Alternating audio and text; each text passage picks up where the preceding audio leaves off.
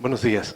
Muchas gracias por la gentileza y por el privilegio de tener a tan ilustre auditorio aquí en este evento, que nos demuestra una vez más la posibilidad de recuperar el espacio democrático, siempre para el beneficio de quienes estamos, de quienes vienen y obviamente del conjunto de la sociedad boliviana. Nos dijeron cuando chicos que los hombres son hermanos, y no fue tan verdad, porque ese año se acabaron los juegos, los 12 juegos, y terminaron para todos no de la misma manera. Unos se llevaron los laureles y el futuro, y dejaron a mis amigos pateando piedras. Por eso, únanse al baile de los que sobran. Nadie nos va a echar de más, nadie nos quiso ayudar de verdad. La letra de una canción que no me pertenece es un llamado a la rebelión de los excluidos.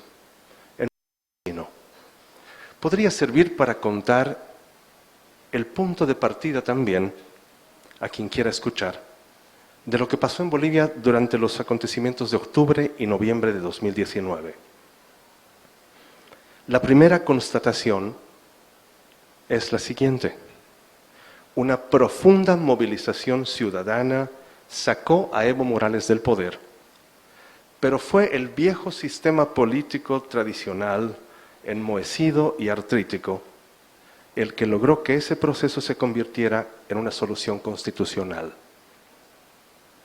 Dicho de otra manera, la calle derrotó a Evo, pero la política preservó la institucionalidad democrática y encontró los caminos de solución al vacío de poder.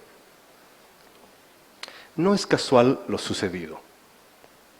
La historia de la pacificación fue la historia de acercamientos inconfesables, alianzas de corto plazo para el logro de objetivos comunes, concesiones y acuerdos cuya base era la desconfianza mutua y mucha, pero mucha paciencia, a veces más allá de lo razonable. Comenzó con una reunión, y esta es una revelación, voy a ir alternando un poco algo de texto más algunas anécdotas. Comenzó con una reunión de la que nunca se habló, entre la jerarquía católica y el todavía presidente Evo Morales. Allí, los días posteriores a la elección, cuando ya se sentía que la situación y el termómetro social iba calentándose más de lo previsto, habría existido una conversación clara de la Iglesia que retornaba a ser parte, o por lo menos intentaba ser parte importante de este proceso, pero se conversó mucho de la necesidad de pacificar al país. Evo, cuya distancia con la Iglesia ya no parecía pecado, habría al menos dado una señal positiva. Posterior a esto vienen dos reuniones separadas, informales completamente, entre la Unión Europea y el alcalde Luis Revilla, en un evento medio social, y otra reunión con el entonces ministro de Informaciones, Manuel Canelas. En ambas reuniones se encuentra una idea común. A pesar de la distancia, a pesar de los problemas, era posible encontrar espacios de discusión y de diálogo que permitan, por lo menos, garantizar ciertos niveles mínimos de disenso. No estaba claro cuál era el objetivo, ni estaba clara la forma en la que debía organizarse este tipo de trabajos. A pesar de esto, esto funciona y esto avanza a medida que avanza la presión social para la renuncia de Evo. Y es precisamente en el momento en que Evo renuncia al poder cuando se empiezan a organizar las reuniones que después serían conocidas como las reuniones del equipo de mediación. ¿Quiénes quedan en este grupo? La Iglesia Católica, representada por el arzobispo del Alto, y tenía otro tipo de participantes más. La Unión Europea, que apareció y estuvo ahí al medio. Aparece España, un país del que pocos quieren hablar en este momento. Y posteriormente se incorpora Naciones Unidas. Naciones Unidas llega con un mandato. el secretario general envía a un representante personal para pacificar o aportar en la pacificación del país, y creo que ha sido un acierto fundamental que este representante no organice otro grupo, sino se pliegue a un grupo que ya estaba una semana y media, más o menos, trabajando y reuniéndose. Viene el día D, el día de la renuncia del presidente Morales. Y el vacío de poder sumió a Bolivia en una profunda noche que se comió los 2 días siguientes. En medio del caos y de la incertidumbre, se organizan reuniones largas y pesadas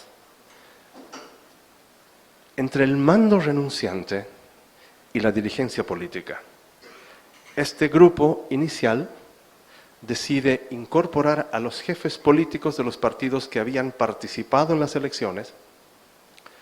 Aparece el expresidente Jorge Quiroga, que también andaba haciendo gestiones de manera muy personal y particular.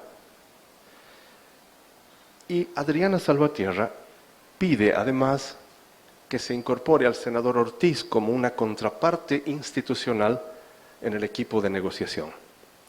Entonces, la primera parte de esta etapa de discusión y conversación cuenta con jefes políticos, un pedazo del gobierno renunciante y los mediadores que simplemente estaban ofreciendo los espacios y la capacidad de articulación para lograr este trabajo. Toto Quiroga, que tiene la rara virtud de llegar justo en el momento preciso y a veces proponer soluciones muy puntuales, fue clave para hacer muchos contactos posteriores. Aportó especialmente con 2 cosas: la resolución de la sucesión presidencial a través de la sucesión simple, simplemente la proclamación de la siguiente en mando, que era Yanine Áñez. Y otra cosa fundamental fue la facilitación de la salida de Bolivia del renunciante presidente Morales. Fue quizás menos espectacular de lo que se cuenta, pero es tan interesante que cuando uno es presidente tiene muchos edecanes que años después llegan a ser jefes militares, llegan a tener un muy buen espacio hacia adelante y obviamente mantienen el mismo celular. Con esta capacidad se lograron hacer contactos necesarios y creo que han debido escuchar mucho lo que Tuto ya ha contado de las llamadas y no las autorizaciones para los permisos. Mucha de la gente que estuvo en su gobierno 2 pasos detrás de él fue clave para ayudar a solucionar este impasse.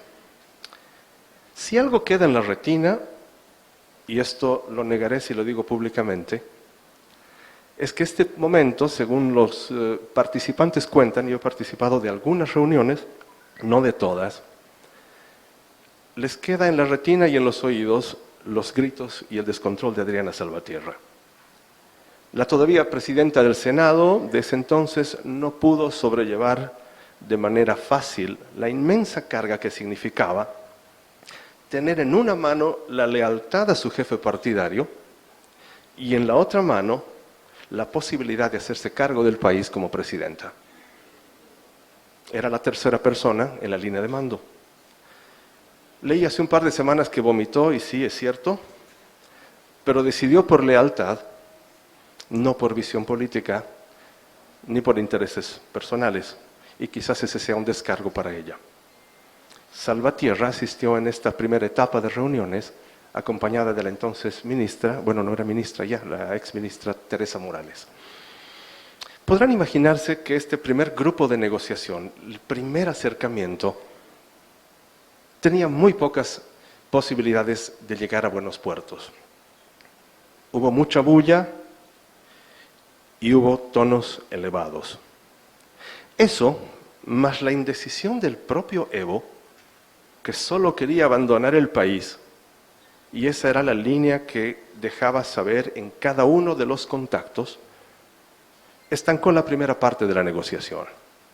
Este es el momento de la blusa rota, es el momento cumbre cuando Yanine Áñez se proclama presidenta, cuando Salvatierra dice que nunca entregó su carta de renuncia, pero había renunciado, y lo paradójico es que esta carta, sin firmar, está guardada en un escritorio de las oficinas de la Unión Europea, como testimonio de una decisión que no llegó en su momento. ¿Será alguna vez un museo sobre este tiempo? Posiblemente podríamos solicitar que esa carta también sea entregada como documento básico de que las decisiones que se tomaban, como se dijo al comienzo de esta presentación, se tomaban en ese momento y en esa hora, porque un poco más adelante, unas horas después, las decisiones se retiraban de la mesa. Entonces, aquí llega otra conclusión. Dijimos que la primera fue que la calle derrotó a Evo, pero que el sistema político posibilitó la salida democrática. La otra conclusión es que la forma en la que el MAS afrontó la crisis política fue todo menos parte de una estrategia ordenada. Parecía serlo. Evo salió escapando del país. Sus lágrimas al despedirse de sus seguidores en Chimoré evidencian la convicción en ese momento y en ese lugar de que todo se había perdido. Está claro que nunca existió un plan de resistencia o nunca pudo ser implementado. Lo reconoció el propio presidente cuando dijo que les faltó un plan B. Lo vivido fueron operativos muy localizados, acciones individuales de grupos, pero todo en medio de una decisión apresurada que intentó rectificarse sin salida. Posiblemente la gente pensó, o Evo nunca pensó más bien, que la nueva presidenta se proclamaría de manera casi administrativa. Intentó poner una mordaza a la salida constitucional. Le prohibió a Adriana Salvatierra la apertura de sesiones, a pesar de que en la comisión de mediación se había ya aceptado que el Congreso sesionaría para tratar la sucesión y para ayudar a recomponer la institucionalidad boliviana.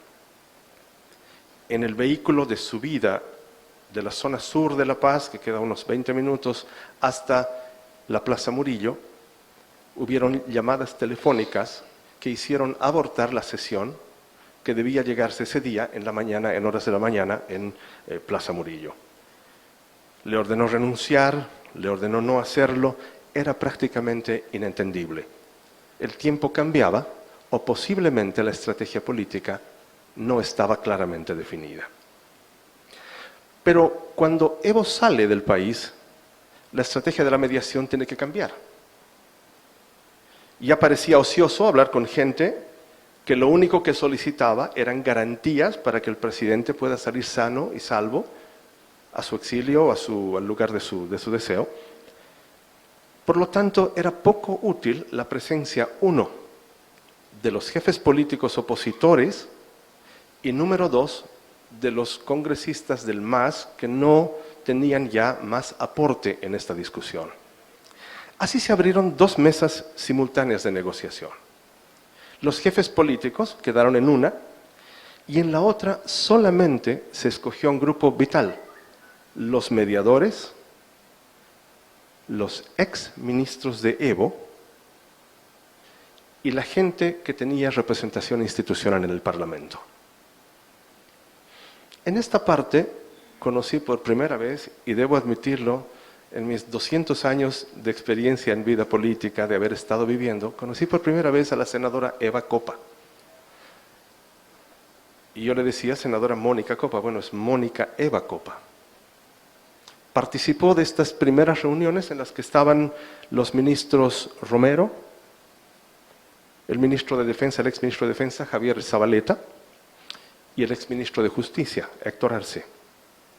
En esta reunión, ubíquense ustedes que ya teníamos en medio los hechos de Sencata, teníamos en medio los enfrentamientos aquí cerca, en Montero, por lo tanto había una demanda de investigación, había una demanda de garantías para los parlamentarios, militantes del movimiento al socialismo. Fue clave porque esta reunión comenzó con la presentación de un documento que la prensa conoció muy rápidamente, porque este era un grupo que no era pequeño, pero tenía muy poca capacidad de estar completamente hermético. Y es el grupo, la prensa llamó a este documento el documento de la inmunidad, la ley de la inmunidad. Y es cierto que en este documento, al principio, se exigían garantías directas con nombre y apellido para los dos exmandatarios. Se exigían además garantías, se exigía el fuero presidencial no hasta el día de su renuncia, sino hasta la fecha de firma de la ley, y había muchos huecos en el medio que tenían que ser arreglados. Precisamente en medio de duras críticas, especialmente del nuevo gobierno, los mediadores tuvieron que darse a la tarea de organizar reunión tras reunión, largos encuentros, para que esta ley de garantías, esta ley de impunidad, no sea una ley de impunidad y simplemente sea una ley de ratificación de garantías constitucionales.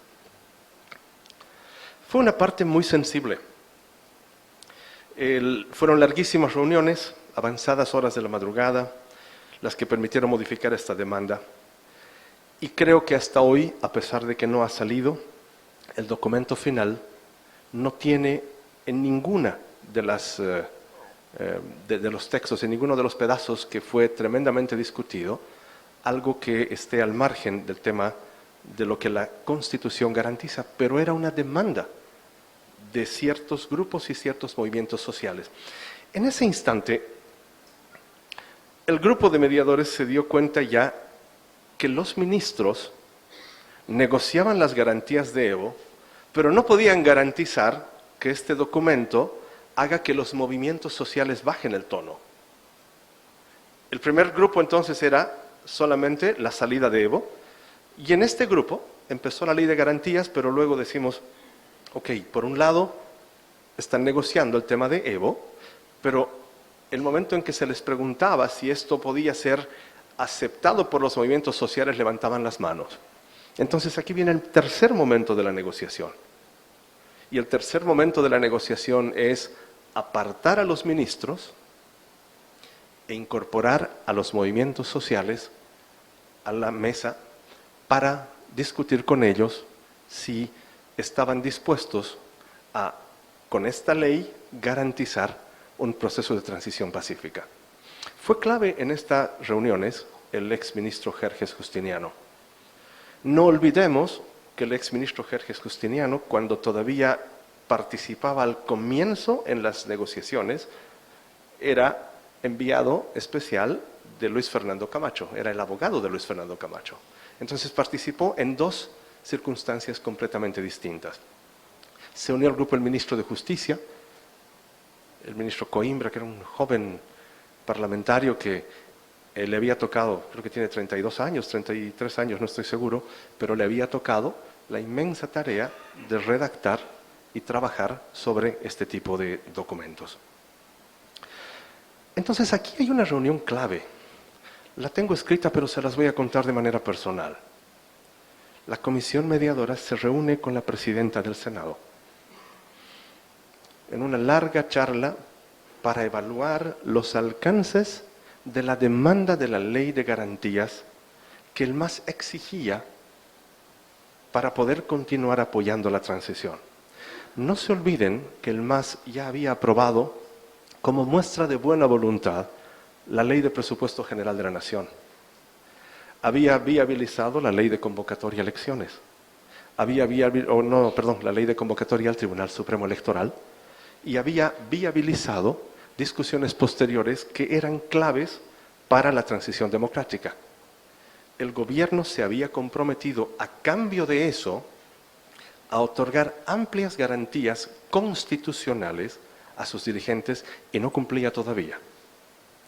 Hay una línea de presentación en el gobierno que sostenía que el MAS ya no era fuerte, ya no era necesario una ley de garantías y que el MAS no tendría la capacidad de imponer esta aprobación al margen de lo que se había acordado.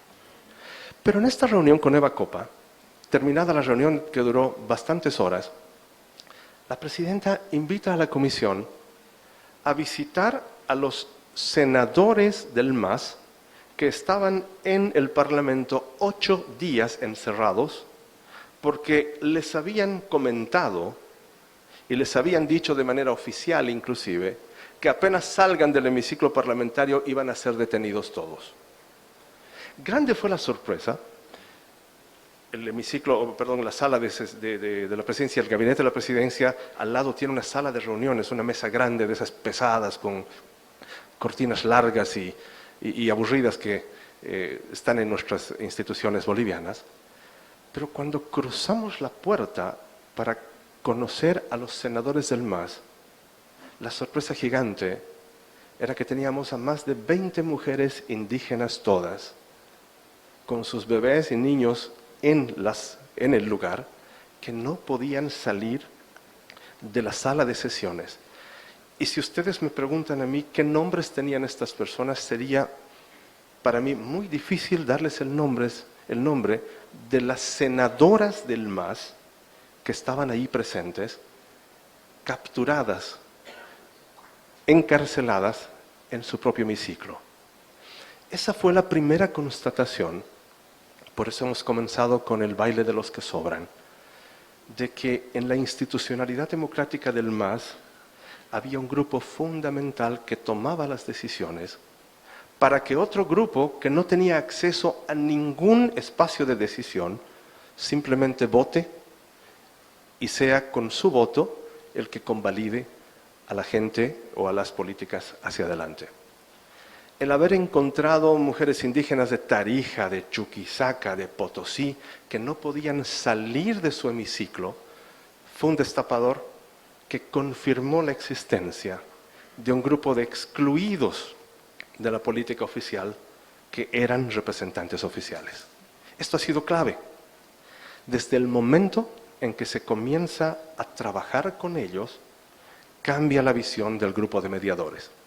Entonces, la ley de garantías, que sigue discutiéndose, se orienta en ese instante a dar una cobertura más grande, y la garantía personal de Monseñor Scarpellini y del embajador de la Torre, de la gente que estaba presente, de que nadie sería detenido por el hecho simple de pertenecer o representar en la Asamblea Legislativa al ex partido de gobierno.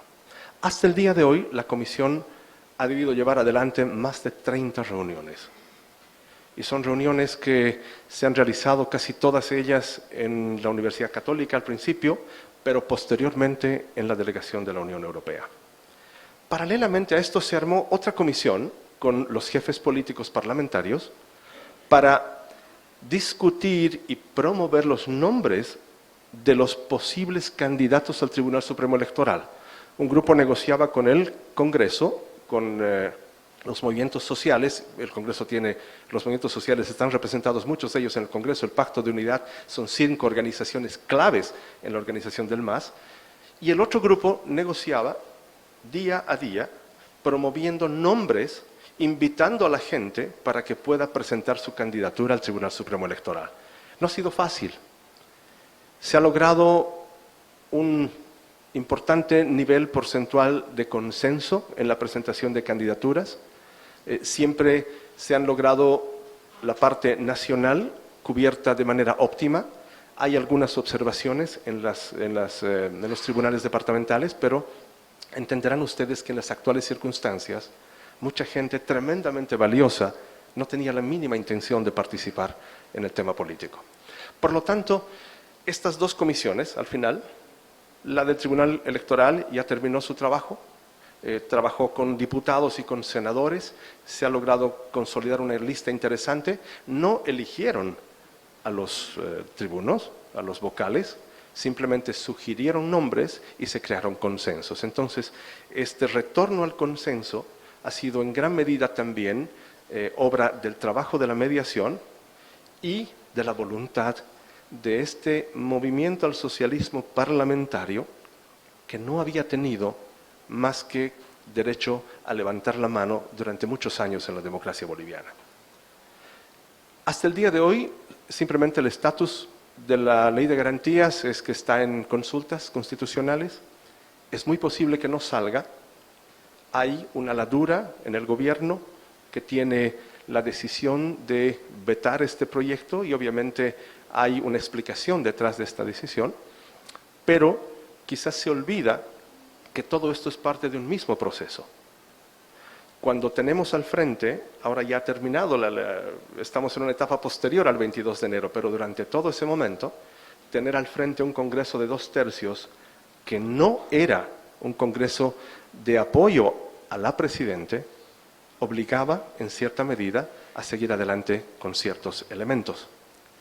Y con esto quiero simplemente cerrar diciendo que tras el inicio del gobierno de transición, que quede clara la idea, que la pacificación del país, como decía la canción al comienzo, tuvo dos actores fundamentales. Los parlamentarios del bloque excluido del MAS, históricamente ignorados dentro de su propio movimiento, y dos, los parlamentarios de oposición, excluidos y echados a menos durante 10 años en la Asamblea Legislativa. Está claro que en Bolivia la sumatoria de estas dos exclusiones ha arrojado resultados positivos. Y permítame repetirlo, el presente momento institucional boliviano, y hablaremos mucho de esto seguramente en el foro con muchas visiones más autorizadas en varios temas específicos, pero el presente momento institucional boliviano es, como dice la canción, el baile de los que sobraban entonces. Estos actores excluidos en la política boliviana le dieron al país una oportunidad para iniciar, junto a los nuevos actores que emergen en las calles, es decir, la nueva política, el camino hacia su futuro. Muchas gracias.